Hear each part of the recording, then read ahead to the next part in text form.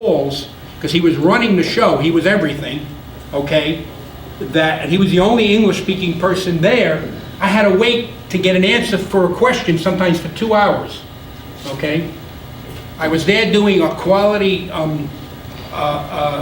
certification of a new product to get it qualified, and the quality manager didn't speak English, and I had to wait for this guy. It took me 3 days to get them both together where I could talk to them. So it's real important that they have adequate English-speaking professional staff. If it's a big project, what I tell my clients is demand the person running production speaks English well, and the technical project leader, the engineer, speaks English. You need two. One isn't enough, because that person because decisions, nobody makes decisions except the top person, so the phone is constantly ringing.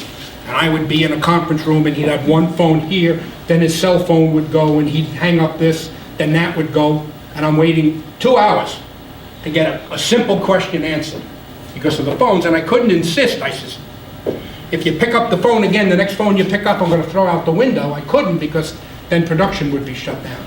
And that wasn't good for my client also. So I was kind of stuck, so that's important. Office equipment, make sure they have adequate office equipment. The same place, put up for my client a whole new building. And I wanted something printed or something copied. And I says, I made a copy. Oh, you got to fill out a form, it takes 2 days to get something printed. I says, wait a minute, the printer costs $60. Tomorrow, send somebody to go to Walmart, and I'm going to buy you a printer, copier, and scanner. So I bought it for them, okay? They didn't even have that. Then we had a conference room, and there was a omnidirectional phone, a speakerphone, on the table. One day it's not there. He says, where's the phone? We need it. Oh, we took it to the other building. We share it. So, we couldn't even have a conference call with my client because they, just sometimes basic equipment they don't have, okay? Folders. I wanted a manila folder. They didn't have any. To put some forms in there. Yeah, so that's some of the things you want to be a small thing, but it has caused problems in the past. My experience tells me that. I used to tell people before I did this work I was 6'4". Look what it did to me. Okay. All right. Supplier management. That's another one. In these countries, the supplier management is very, very weak, if anything. Okay, it's getting better, but it's still not there, so make sure the team looks into how they manage suppliers.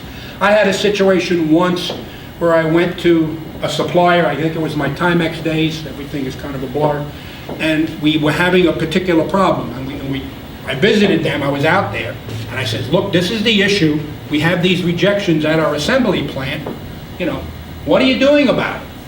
We can't do anything about it. I says, why? Our supplier gave it to us. They thought they were helpless and that they weren't responsible for it. Okay? And I kind of got a little upset. I shouldn't have. I said, if you buy a car and it doesn't hold the air, the tires don't hold air, don't you hold the person who sold you the car responsible for it? And they says, yes, it's the same thing. You're responsible. So again, weak supplier management, so look how they do that. And again, it's usually important if you're going to do this evaluation to use a Westerner that has experience in the region. Usually don't want a local person. Just doesn't work. I've tried it, doesn't work. You need to spend the extra money, get a Westerner that knows what they're doing with experience in the region. When I do that, I usually bring somebody with me, and I do a couple with them, and then the person gets trained, and then they're able to do it on their own, without spending the money for me. Okay. Also, when you're doing this work offshore, what I totally insist, I won't go near a supplier if I have anything to say about it, unless they have, or at least willing to do some kind of an improvement program. And you want them to commit up front. I'll ask them, what do you do to constantly improve things? What's your continuous improvement program? And sometimes they have it, sometimes they don't. Sometimes they say, well, we try to do better, okay, things like that. But you want them to commit from day one that they're going to put in, and it's also smart if it's a big enough supplier for you to help them. Okay, I just was last week at another APICS event where I was talking about this in Florida. about this situation, the whole presentation was this, where you want them as a requirement for a business relationship to have a continuous process improvement program in place. They don't have it, to commit that they're going to do it. Okay, and some of the things you want to be concerned about is quality, performance, schedule performance. That's a big issue. That will hurt you. Quality and schedule will hurt you. That they have a program in place to reduce their cost. There's always pressure to reduce costs. Anyone here not have cost pressures? No? If anyone said, yeah, I call them a liar. Okay. Safety issues, social compliance, regulatory. Again, a lot of people here are in the area where it's heavily regulated. Environmental issues, and make them do it right away. The biggest mistake companies do is they say, well, we're just starting with them, let them get the production going, and we'll get involved with the continuous improvement program down the road. 6 months, say. 6 months come, oh, there's big problems, we have to put it off. A year goes by, well, something else happened, we can't do it. 2 years down the road, you didn't start on it. So what I insist, totally insist, and I can't emphasize this more, is that you tell people from day one, this is part of doing business. It's the same as you invoicing us, shipping us product, making product, okay, taking phone calls, trying to increase your sales. This is just as important as everything else. If you want to do business with us, you have to do this from day one. It's just part of the normal course of areas where you're improving your quality schedule, you're driving your costs down. You know, I say cost containment is like riding a bike. You stop pedaling and you fall off. You have to constantly do it. You know, the cost pressures are there, it's getting worse, and it's not going to go away. As simple as that. And if you wait, it'll never happen. Okay? And then when you're doing this, you need to consider the culture. Things that you do in this culture don't work in other cultures relative to continuous improvement. You need to tailor it to fit the culture. And every different country and different regions have different cultures. Okay, let's talk a little bit about the culture. I kept saying it. Okay, real important to learn the culture. Okay, learn it, apply it, do your research. You're going to go to another region. You're dealing with another region. Go Google it. Doing business in wherever you want. You can get. There's a ton of information there. You can read books about it, but learn it. It's real important.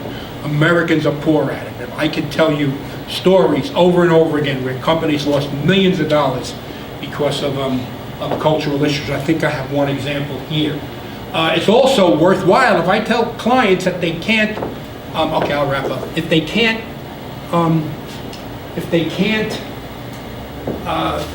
afford me for anything else, bring me in for a one-day cross-cultural training. You know, learn the language. Okay, really, this will pay dividends over and over again.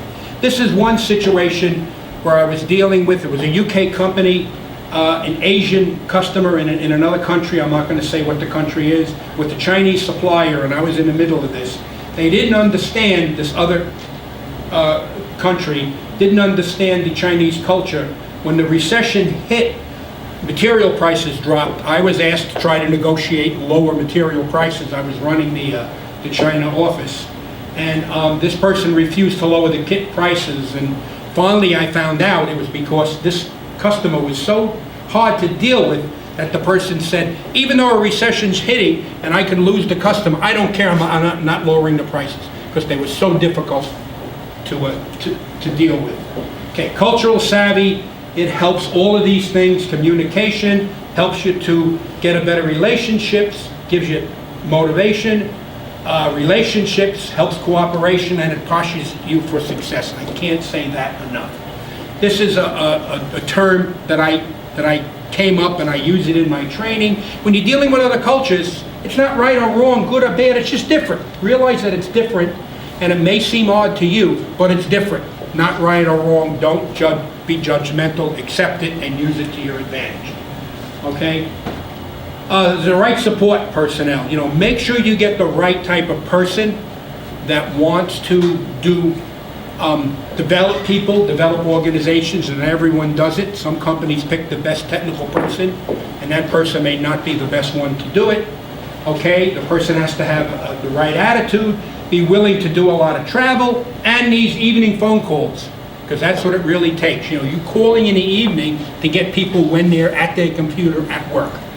And it's real important that, and not everyone wants to do that, but the people that are involved realize, when I'm involved with Asia, I am 4 nights out of 5 nights from Sunday to Thursday on the phone. I eat dinner and then I have to get on the phone with them. It's just part of doing business there. Again, there's a movement now back towards Latin America for a lot of reasons. Okay, it's easier for all of these reasons to do business there, and that the price and the cost gap is narrowing. So realize that that's happening. Okay, some of the, just to wrap up, you need to account for the hidden costs that I went through. Plan for all these problems and challenges. Do your risk analysis. Do your due diligence once, really adequately or strongly, and then 3 more times. Don't forget about the culture. Perform the evaluation if it's a real critical supplier. Build relationships. You want to have a contract, but don't rely on a contract. The relationships are much more important than in our culture. Assign the right people. And again, I can't say enough about the culture. Okay. That's it. Thank you. I know I have to run a little bit at the end. If you want to start with dinner, okay, and I can answer questions during dinner. Yeah, okay. Thank you so much, and give me your card and I'll send you more information.